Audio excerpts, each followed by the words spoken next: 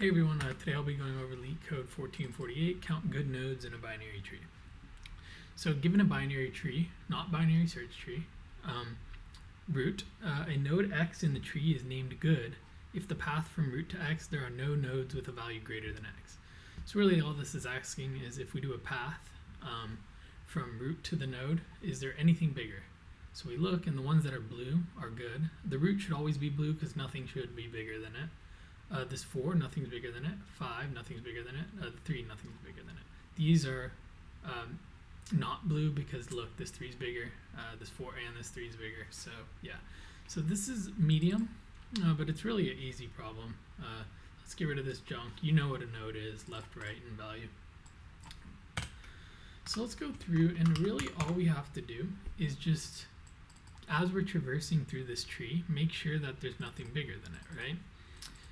So what we're actually going to do is we're going to have a helper, and this is going to be a void, and we're just going to keep track of whether, and actually no, we can return something, and let's actually just call this helper, and we want a root, and we're also going to keep track of a maximum.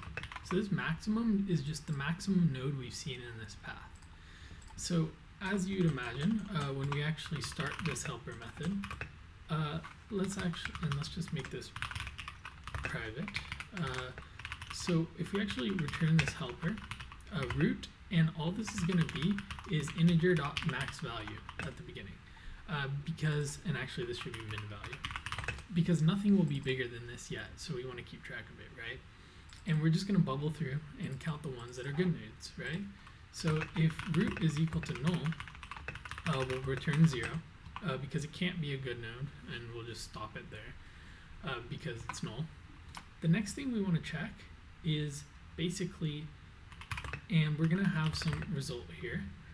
The result is going to be based on whether this root is a good node, right? So if root.value is greater than, or if it's less than max, right? If it's less than max, that means we've seen a node that's greater than this current node. So if it's less than max, we'll make it 0. If it's not, we'll make it 1. So it's kind of like a ternary operator here, just is it less than max, it's 0. If it's greater than or equal to, that means nothing was bigger than this node, we'll make it 1. So we're going to turn res at the end. But what we actually want to do is we want to keep searching the left and right? So the next thing we want to do is set the new max. So this one might be the new max. So let's set the max between the max and this current value. And then we want to also count the left and right subtrees. So root.left, and then the new max that we computed. And then we'll copy this, and then also do this with the right. So this should actually be good right here. Let's run this. It looks like it's pretty good. Let's submit it. And we'll talk about time and space in a second here. Okay, yeah, it looks like it could be better, but let's talk about time and space.